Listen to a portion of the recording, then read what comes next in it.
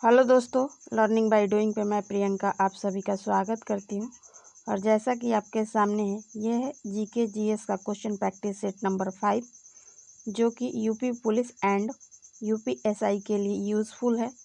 दोस्तों, अगर पहली बार आप हमारे चैनल पे विजिट किए हैं तो वीडियो को लाइक करके चैनल को सब्सक्राइब करके ऑल का बटन प्रेस कर दे, ताकि डेली के आने वाले जो वीडियो है वो आपको ईजिली मिल सके। ठीक है, तो जैसा कि क्वेश्चन नंबर 41 में पूछा गया है कि गौतम बुद्ध कौन से गणराज्य के थे। ऑप्शन ए सीबी, option B Shakya, option C सेना, ऑप्शन डी सवारा। बताएं इस प्रश्न का करेक्ट आंसर क्या होगा 41 का। तो इसका करेक्ट आंसर ऑप्शन बी हो जाएगा कि गौतम बुद्ध जो थे वो शाक गणराज्य के थे। ठीक है, क्वेश्चन नंबर 42 है कि अकबर का मकबरा निम्नलिखित में से किस स्थान पर स्थित है। Option A Sikandra, option B Delhi, option C Fatehpur Sikri या ऑप्शन डी इलाहाबाद। बताएं इस प्रश्न का करेक्ट आंसर क्या होगा 42 का। तो इसका करेक्ट आंसर ऑप्शन ए हो जाएगा कि अकबर का जो मकबरा है वो सिकंदरा में स्थित है। ठीक है, क्वेश्चन नंबर 43 है कि भारतीय पुनर्जागरण का जनक किसे कहा जाता है। Option A Vivekananda, option B Bal Gangadhar Tilak, option C है राजा राम मोहन राय या ऑप्शन डी है सुरेंद्रनाथ बनर्जी।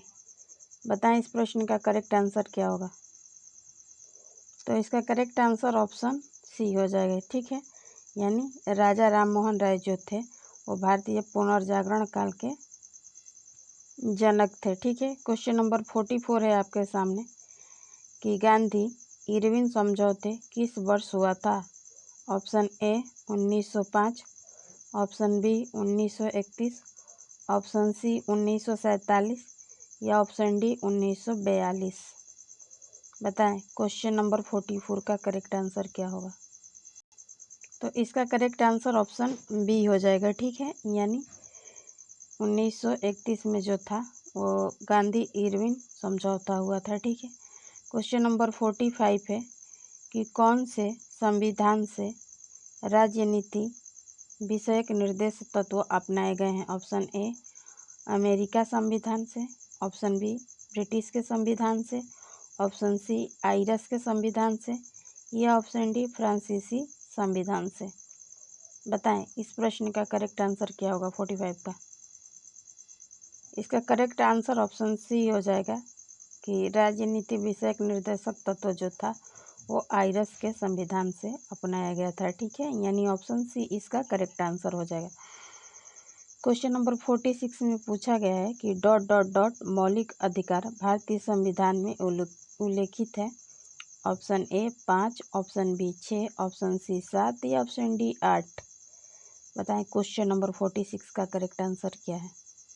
तो इसका करेक्ट आंसर ऑप्शन बी हो जाएगा, यानी 6। ठीक है, यानी 6 मौलिक अधिकार भारतीय संविधान में उल्लेखित है। ठीक है, क्वेश्चन नंबर 47 है कि भारत के राष्ट्रपति हैं ए देश के प्रमुख, ऑप्शन बी सरकार के प्रमुख, ऑप्शन सी देश और सरकार के प्रमुख या ऑप्शन डी संसद यानी पार्लियामेंट के प्रमुख। बताएं क्वेश्चन नंबर 47 का करेक्ट आंसर क्या होगा। तो इसका करेक्ट आंसर ऑप्शन ए हो जाएगा कि भारत के राष्ट्रपति जो हैं वो देश के प्रमुख हैं। ठीक है, यानी ऑप्शन ए इसका करेक्ट आंसर होगा। क्वेश्चन नंबर 48 है आपके सामने कि लोकसभा भारत की सदन का डॉट डॉट डॉट गृह है। ऑप्शन ए निचला, ऑप्शन बी ऊपरी, ऑप्शन सी वाया या ऑप्शन डी दाहिना। बताएं इस प्रश्न का करेक्ट आंसर क्या होगा। तो इसका करेक्ट आंसर ऑप्शन हो जाएगा ए, यानी लोकसभा भारत की सदन का निचला गृह है। ठीक है, क्वेश्चन नंबर 49 है कि सूर्य का प्रकाश पृथ्वी तक कितने मिनट में पहुंचता है। Option A 2 minute, option B 8.3 minute, option C 14 minute या ऑप्शन डी 20 मिनट। बताएं इस प्रश्न का करेक्ट आंसर क्या है। तो इसका करेक्ट आंसर ऑप्शन बी हो जाएगा कि सूर्य का प्रकाश जो है पृथ्वी तक पहुंचने में 8.3 मिनट का समय लेता है। ठीक है, क्वेश्चन नंबर 50 है आपके सामने दोस्तों कि वायुमंडल की सबसे निचली परत को डॉट डॉट डॉट कहते हैं। Option A astrosphere, option B troposphere, option C geonosphere या ऑप्शन डी एक्सोस्फीयर। बताएं इस प्रश्न का करेक्ट आंसर क्या होगा 50 का। तो इसका करेक्ट आंसर ऑप्शन बी हो जाएगा कि वायुमंडल की सबसे निचली परत को ट्रोपोस्फीयर कहा जाता है, यानी ऑप्शन बी इसका करेक्ट आंसर हो जाएगा। ठीक है, अगला क्वेश्चन है 51 नंबर कि बड़े वाणिज्यिक बैंकों का राष्ट्रीयकरण कब हुआ था। ऑप्शन ए 1947 में, ऑप्शन बी 1956 में, ऑप्शन सी है 1969 में या ऑप्शन डी 1980 में। बताएं इस प्रश्न का करेक्ट आंसर क्या होगा 51 का। तो इस प्रश्न का करेक्ट आंसर ऑप्शन सी हो जाएगा, यानी 1969 में जो है बड़े वाणिज्यिक बैंकों का राष्ट्रीयकरण हुआ था, यानी ऑप्शन सी इसका करेक्ट आंसर हो जाएगा। ठीक है, क्वेश्चन नंबर 52 है आपके सामने। बताना है कि एटीएम का विस्तारित रूप है। Option A any time money, option B auto technology money, option C automated teller machine या option D automatic transaction machinery. बताएं इस प्रश्न का करेक्ट आंसर क्या होगा 52 का। तो इसका करेक्ट आंसर ऑप्शन सी हो जाएगा, यानी एटीएम का जो फुल फॉर्म होता है वो ऑटोमेटेड टेलर मशीन होता है। ठीक है, क्वेश्चन नंबर 53 है कि बॉक्साइट डॉट डॉट डॉट का एक अयस्क या खनिज है। Option A aluminium, option B beryllium, option C lead या ऑप्शन डी टीन। बताएं इस प्रश्न का करेक्ट आंसर क्या होगा 53 का। तो इसका करेक्ट आंसर ऑप्शन ए हो जाएगा कि बॉक्साइट जो है एल्युमिनियम का एक अयस्क या खनिज है, यानी ऑप्शन ए इसका करेक्ट आंसर हो जाएगा। ठीक है, क्वेश्चन नंबर 54 है कि यूरिया का रासायनिक सूत्र क्या है। Option A, option B, option C या ऑप्शन डी। बताएं इस प्रश्न का करेक्ट आंसर क्या है। तो इसका करेक्ट आंसर ऑप्शन डी हो जाएगा। ठीक है, क्वेश्चन नंबर 55 है आपके सामने। वो है कि निम्नलिखित में से कौन सी सबसे बड़ी ज्ञात कोशिका है। ठीक है, ऑप्शन ए यूकेरियोटिक कोशिका, ऑप्शन बी प्रोकैरियोटिक कोशिका, option C mycoplasma, option D शुतुरमुर्ग का अंडा। बताएं इस प्रश्न का करेक्ट आंसर क्या है। तो इसका करेक्ट आंसर ऑप्शन डी हो जाएगा कि सबसे बड़ी जो ज्ञात कोशिका है वो शुतुरमुर्ग का अंडा है, यानी ऑप्शन डी इसका करेक्ट आंसर हो जाएगा। ठीक है, क्वेश्चन नंबर 56 है कि निम्नलिखित में से कौन सा उत्सर्जन अंग नहीं है। ऑप्शन ए गुर्दे, ऑप्शन बी कलेजा, ऑप्शन सी फेफड़ा या ऑप्शन डी प्लीहा। बताएं इस प्रश्न का करेक्ट आंसर क्या होगा 56 का। तो इसका करेक्ट आंसर ऑप्शन डी हो जाएगा, यानी उत्सर्जन अंग नहीं है वो है प्लीहा, जो है उत्सर्जन अंग नहीं है। ठीक है, क्वेश्चन नंबर 57 है कि एड्स का विषाणु किसकी वृद्धि को प्रभावित करता है। Option A haemoglobin, option B रक्त में आरबीसी, ऑप्शन सी रक्त के टी कोशिका या ऑप्शन डी मस्तिष्क के ग्रे कोशिका को। बताएं 57 का करेक्ट आंसर क्या होगा। तो इसका करेक्ट आंसर ऑप्शन सी हो जाएगा कि एड्स का विषाणु जो है रक्त की टी कोशिका के वृद्धि को प्रभावित करता है। ठीक है, अगला क्वेश्चन है 58 नंबर कि अल्फा लफा एक प्रकार की है dot dot dot. Option A खनिज है, ऑप्शन बी जाति है, ऑप्शन सी घास है या ऑप्शन डी शहर है। बताएं इस प्रश्न का करेक्ट आंसर क्या होगा। तो उसका करेक्ट आंसर हो जाएगा वो है ऑप्शन सी, यानी घास है। ठीक है, क्वेश्चन नंबर 59 है आपके सामने दोस्तों कि 1 GB के बराबर कितने केवी होते हैं। ठीक है, ऑप्शन ए 1024, ऑप्शन बी 256 गुणे 1024, ऑप्शन सी 1024 गुणे 1024 या ऑप्शन डी 1024 गुणे 1024 गुणे 128। बताएं इस प्रश्न का करेक्ट आंसर क्या होगा। तो इसका करेक्ट आंसर ऑप्शन सी हो जाएगा 59 का। ठीक है, 1 GB जो है 1024 गुणे 1024 केवी के बराबर होता है। ठीक है, क्वेश्चन नंबर 60 है कि सिमलीपाल टाइगर रिजर्व किस राज्य में है। ऑप्शन ए महाराष्ट्र में, ऑप्शन बी आंध्र प्रदेश में, ऑप्शन सी छत्तीसगढ़ में या ऑप्शन डी उड़ीसा में। बताएं इस प्रश्न का करेक्ट आंसर क्या होगा 60 नंबर का। तो इसका करेक्ट आंसर ऑप्शन डी हो जाएगा, यानी सिमलीपाल टाइगर रिजर्व जो है ओडिशा राज्य में स्थित है। ठीक है। क्वेश्चन नंबर 61 है आपके सामने कि डेजर्ट फेस्टिवल ... में आयोजित किया जाता है। ठीक है। ऑप्शन ए बाड़मेर में, ऑप्शन बी जैसलमेर में, ऑप्शन सी सहारा में या ऑप्शन डी थार में। बताएं इस प्रश्न का करेक्ट आंसर क्या होगा 61 का। तो इसका करेक्ट आंसर ऑप्शन बी हो जाएगा कि डेजर्ट फेस्टिवल जो है जैसलमेर में आयोजित किया जाता है। क्वेश्चन नंबर 62 है कि घूमरा ... का एक लोक नृत्य है। ऑप्शन ए उड़ीसा का है, ऑप्शन बी आंध्र प्रदेश का, ऑप्शन सी जम्मू कश्मीर के या ऑप्शन डी महाराष्ट्र का। बताएं इस प्रश्न का करेक्ट आंसर क्या होगा 62 का। तो इसका करेक्ट आंसर ऑप्शन ए हो जाएगा कि घुमारा जो लोक नृत्य है वो उड़ीसा का है। ठीक है। क्वेश्चन नंबर 63 है आपके सामने दोस्तों कि भ्रष्टाचार के अपराधों की विवेचना का अधिकार निम्न में से किनको है। ऑप्शन ए राजपत्रित अधिकारी को, ऑप्शन बी अराजपत्रित अधिकारी को, ऑप्शन सी उपरोक्त दोनों को या ऑप्शन डी शासकीय अधिवक्ता को। बताएं इस प्रश्न का करेक्ट आंसर क्या होगा 63 का। तो इसका करेक्ट आंसर ऑप्शन ए हो जाएगा कि भ्रष्टाचार के अपराधों की विवेचना का अधिकार जो है वो राजपत्रित अधिकारी यानी ऑप्शन ए को है। ठीक है।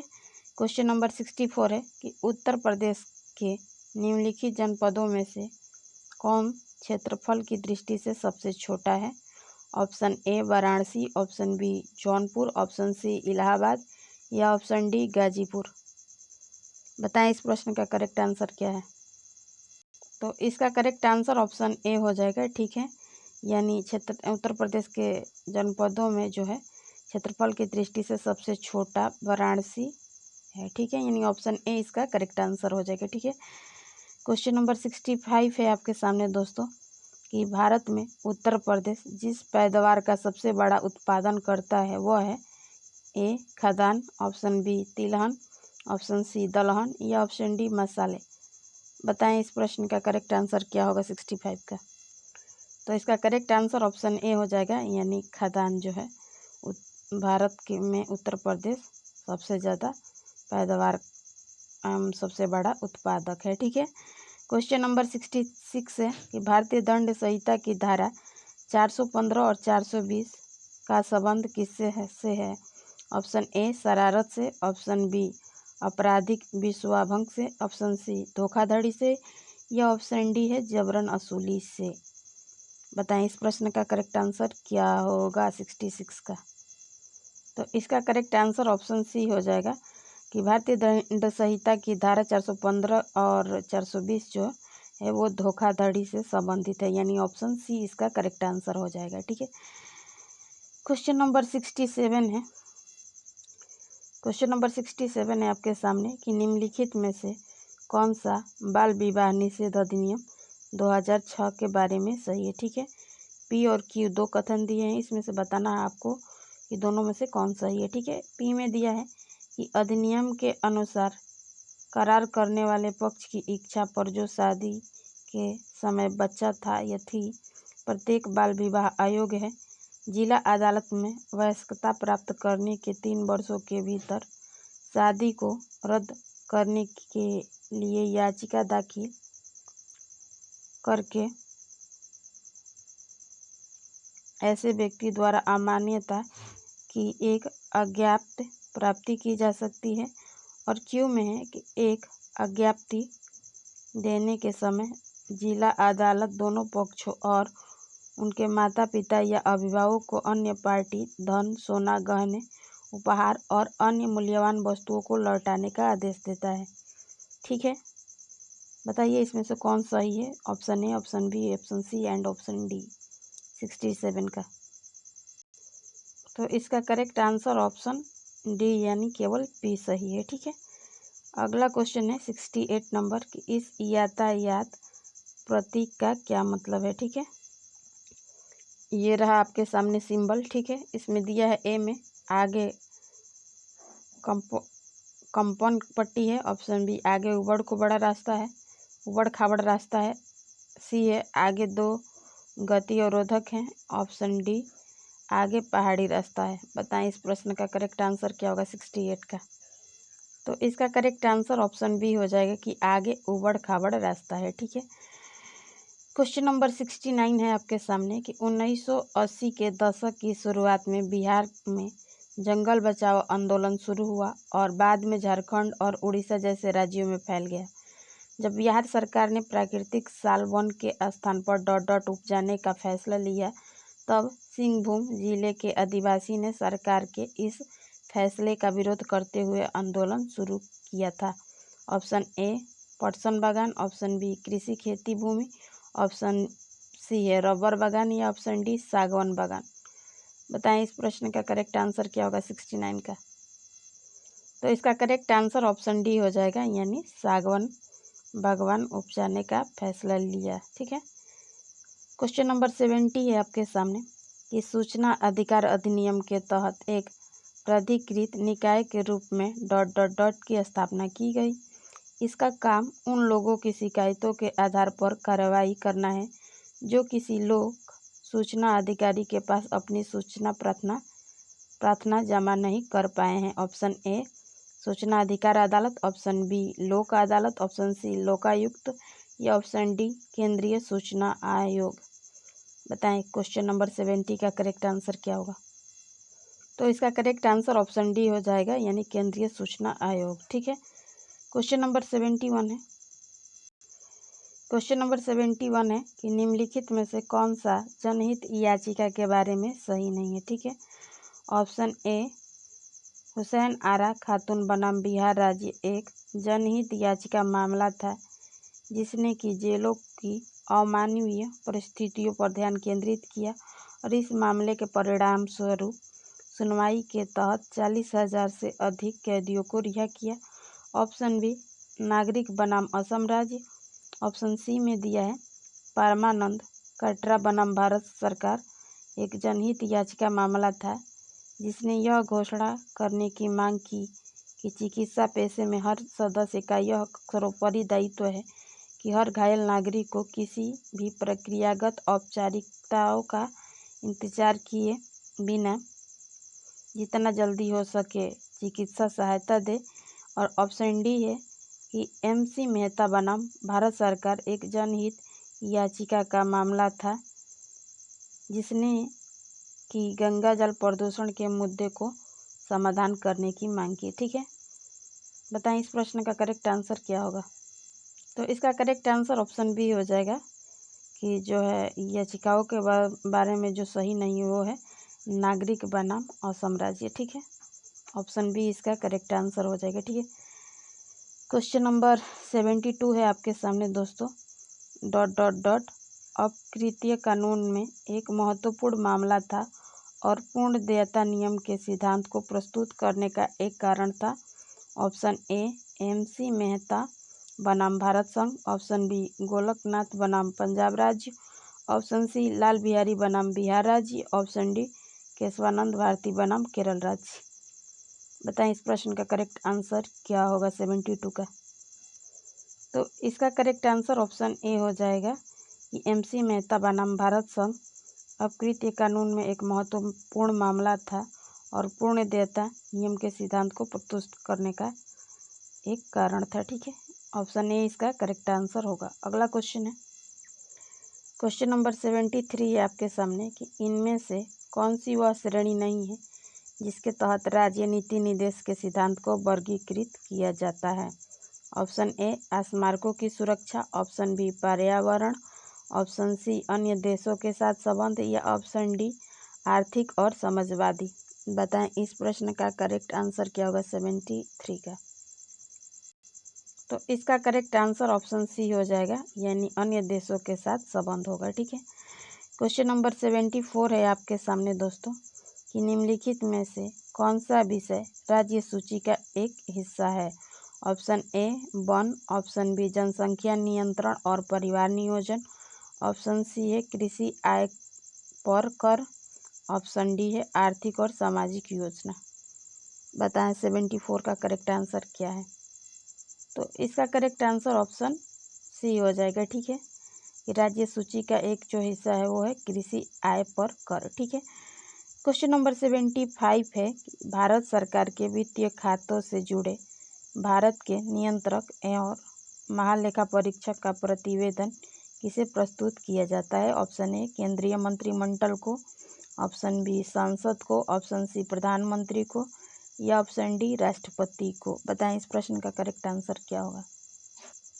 तो इसका करेक्ट आंसर ऑप्शन डी हो जाएगा, वो है राष्ट्रपति को। ठीक है, भारत सरकार के वित्तीय खाते से जुड़े और भारत के नियंत्रक एवं महालेखा परीक्षक का प्रतिवेदन जो है राष्ट्रपति को प्रस्तुत किया जाता है, यानी ऑप्शन डी इसका करेक्ट आंसर हो जाएगा।